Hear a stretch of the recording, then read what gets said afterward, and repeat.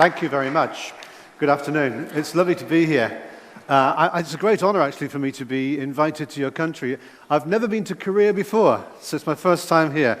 And my impressions of my first few hours is that you are a very friendly people, indeed. So I hope to meet lots of you later on. I'm also very honored to be on the stage with two illustrious speakers. I enjoyed and I learned a lot from listening to both of them. So I think Patsy and Richard need another hand, another applause. Yeah, thank you, guys. Very good. Let me start with a story, because I endorse a lot of what my colleagues have said about things like failure. Failure, for me, if you look at the word fail, it's an acronym. First attempts in learning. That's what I see it as. And I've learnt this from many years of experience, both being in school and also now as a teacher-educator. And before I get into the slideshow, and I know I have too many slides, maybe I'll skip a few, but I'll leave them all with you in case you want to use some. Now, the interesting thing was, when I was at school, I was quite shy. I was quite small for my age, and I was quite skinny, quite short, and quite small. And I was quite shy. And it took me a lot of time to actually engage with the rest of the class. And one morning, when I was about 9 years old, 8 years old, I plucked up the courage to raise my hand and ask the teacher a question. And I said, "Please, miss, the word desert, it looks very similar to the word dessert. Is there a connection between the two?" Yeah?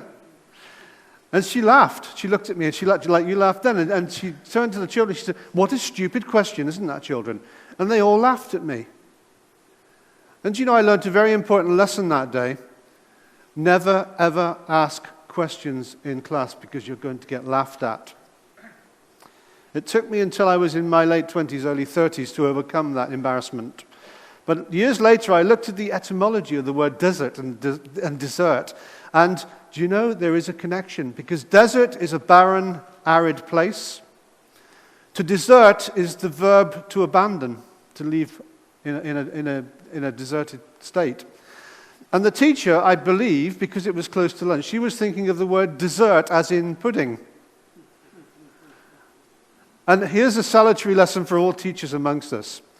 Always listen to what children are asking, because they are often asking questions that are making their minds work overtime. They are using their imagination, which leads to creativity if you allow it to. Now, this first picture here, if I can show you this one here, this is an interesting one, and I'm sure you'll go, it's very sweet actually, isn't it? This little baby here is playing with an iPad. There's a video actually on YouTube where a slightly older girl, she's about 4 years old, 3 years old, she's playing with an iPad and she's giggling away and she's pinching and swiping and tapping, and she's learning all the time. And then they take that away and they give her a magazine, a paper magazine, and she tries to pinch and swipe and tap it and nothing's happening, and she looks at her finger. Is my finger working? My finger's working. And then she gets bored with it. She throws it away and picks up the iPad and starts laughing again. And that should tell us something about the way children learn today. It should also tell us about the way that we should allow children to learn today. There are lots of different ways of learning, of course, and lots of different ways in which they can express their creativity. But I actually dispute this. Children don't appear in the first 6 months. They actually appear a lot earlier than that. I get pictures like this coming through on Facebook. And children are appearing on the internet even before they're born. That's an interesting conundrum, because there are certain theories that say that these children are digital natives. I'm going to refute that in a moment, but before that, let me just show you a picture here of one of my children. I have 3 children, 3 that I know of. Anyway, but stop it. But this is my second child, and there are several pictures of her actually looking through a fence and then eventually climbing up the fence. And I think at one point I intervene when she gets to about the 4th rung and say, "Come down." But it's interesting because that's Katie, and she's now qualified as a professional dance teacher. She got a degree from a British university in performing arts, and she's now a professional dance teacher. She is living her dream. But curiosity leads to imagination, and imagination leads to creativity. Now, you can imagine what she's thinking about as she's looking through the fence, but children imagine all sorts of things, and they have an unerring ability to connect what they already know to what might happen next. You heard from Richard earlier on about this. I heard the story recently about a colleague of mine who, he's going slightly grey. His hair is turning slightly white now. And his little boy came up to him and said, Daddy, what's happening with the hair on your head? Why are your hairs turning white? And he thought he'd be clever, and he said, every time you do something sad that saddens me, one of my hairs grows white. Every time you do something naughty, one of my hairs grows white. And the little boy thought about it for a minute, and then he used his imagination, and he connected things together, and he said, so what did you do to Grandma? You see, you've got to be careful with kids because they have an imagination which they can express. They don't have any filters sometimes, do they? But the interesting thing about this is that children learn by doing. Young people learn by doing. You can think of Seymour Papin's theory of constructionism, as well, but where we actually learn by making as well. And here are some of my students. They are teenagers. They are 18, 19 years old. And I've asked them to go and study a theory. So what do? They let their imagination run wild, and they actually create a stop-go animation video of it. I didn't ask them to do that, but they did it because they wanted to, because that's the way they learn. And I gave them freedom to do it, and it was wonderful. They put it onto YouTube, and there were some wonderful responses. Here's students taking notes. Slightly the same as what you're doing right now, taking notes. And some of my colleagues say, that's not learning. Actually, yes, it is, because it's what they do with it next. It's how they use the images and incorporate them into videos or into their blogs, or they repurpose the image. That's what they do next. It's the creative element that actually creates that learning opportunity. And I think that's fascinating, don't you? Now, I won't bother you too much with the idea of remix, but remixing is going on all the time. I could show you some pictures of remixing in a moment, where people take these things and they repurpose them and use them in other ways, a form of expressing creativity through digital media. But Learning 2.0 is really these days all about user-generated content. It's about creating your own content. And students do this incredibly well because they have the tools and the technologies, and they know how to use them to do that. Now, there are lots of tools there available. Eugene Barsky calls this the architecture of participation. I'll let you take a picture of that if you want to as well. I will leave these slides with you because they are all Creative Commons. That means you can use them freely. They're copyright free, and you can use them as long as you put my name on them. So I'll leave them with the organizers, and then you can go and ask the organizers if you want any of these slides afterwards. I won't go too much into the detail of the theory either, but Vygotskian theory says that if someone else is next to you who is a more knowledgeable other person, they will help you to learn better. And you'll extend your learning capabilities. But I'm putting another component in now. I'm calling this digital scaffolding. This is where technology and tools can also help children and young people, and us, of course, to learn better. Who actually watched the Olympics this year from Rio? Did you watch the Olympics this year? Did you watch the Olympics, yeah? Did you see the man who won the gold medal in the javelin? He was from Kenya. He won the javelin. He threw one of the longest distances ever in the history of the sport. Do you know how he learnt how to throw the javelin? He didn't have a coach. He learnt through watching YouTube. And he's a gold medalist in the Olympics. It's incredible. This shows that we can learn using technologies. And we can learn in creative new ways. Now, I won't go into any more detail here about this other than to say that affordances are what creates the perception from the design of the image. So this image here is a handle which allows you to pull and twist with your left hand. It has a left-handed affordance. This room also has an affordance. It has an affordance where I'm up on the stage speaking to you, and you're sat down in rows and you're listening.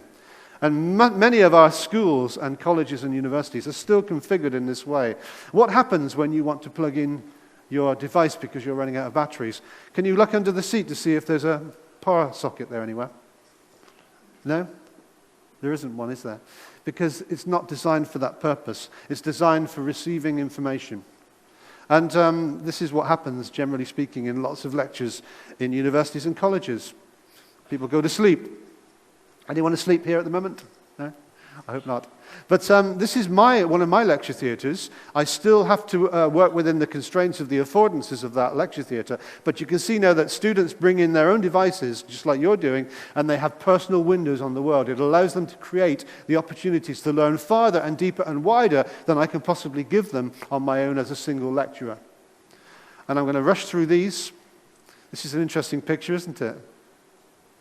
I mentioned to you digital natives just now, Prensky's theory that natives are the younger people who are born in an age with technology surrounding them, and they are totally at ease with technology, whereas older people like you and me, we're the digital immigrants, apparently, and we can still speak technology, but we speak it with a bit of an accent.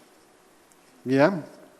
We struggle with it slightly. Well, this could be my father here. He's 88 years old now, and my father, about 4 years ago, started using Facebook. Can you imagine an 88-year-old man, 84 years old at the time, using Facebook? And I asked him, why do you want to use? I said, use Facebook, Dad. He said, why do I want to do that? I said, well, you can send pictures to people that you've missed for meeting for years, and you've got a niece and a nephew in New Zealand. You can meet, could talk to them as well. And so he got onto it. He started using it as a blogging tool. He started blogging about his life in the military during the war. He lived through the Second World War, the bombing in Britain in the Second World War. He talks about this in really rich detail. And one day he said to me, Steve, come on over quick, come on over. Something's happened to my computer, to my Facebook. And what's he done now? I thought, So I ran over and I had a look. And underneath one of his status updates, it said 57K. And I said, Dad, when did you post this? This morning, he said. I said, you've had 57,000 likes on your status update in 24 hours? I said, that's incredible. I was annoyed. I can't even get 100. And it was just amazing that how he leveraged the power of this. Just proves that it's not about age, it's about context. You see, this is an interesting one. You show teachers this and say, what are your biggest fears? And they say, yep, I agree with that. How do I make these work? Well, how will I stop looking like an idiot? The students will know more about it than I do. Can you contrast that now with what students' three biggest fears are?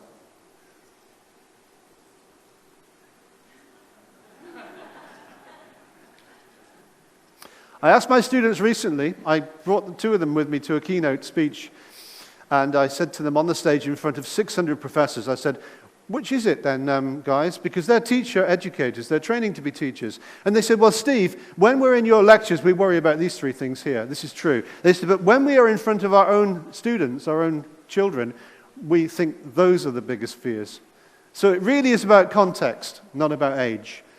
So creativity can come at any age. Obviously, it takes more time when we're older to actually get into that kind of mode of thinking about being creative and about trying to leverage the tools that we have. But children tend to have a natural affinity to be creative when they're using these tools. Give a child a camera and watch them become creative. I'm not going to go into too much more detail here. I'm going to move on again. Can you imagine if you showed a 12-year-old one of these? Do you remember these? Do you remember them? Yeah, some of you are nodding. Anyone still use them? Do you use them still, Richard? Fancy. Can you imagine if you showed that to a 12-year-old? They'd say something like this, wow, you just 3D printed the save icon. You see, they've got a narrow frame of reference, but it's interesting that, these things still hang around, these artifacts from the past. So digital natives and immigrants, I think, is a false theory. Digital residents and visitors, I think, is a much better theory. It's how you habituate into the use of the tools. It's how you use them and become familiar with them that makes you a resident or just a visitor if you're using them casually. There's the internet granddad, and here's my dad's page here, which is, there's a picture of him now. He's an ace blogger. That's one of his blogs. He has wonderful spelling mistakes, which are hilarious, but I think they add to the charm of it. And he always uses pictures as well. So he's learnt how to blog at the age of 84. I think that's remarkable.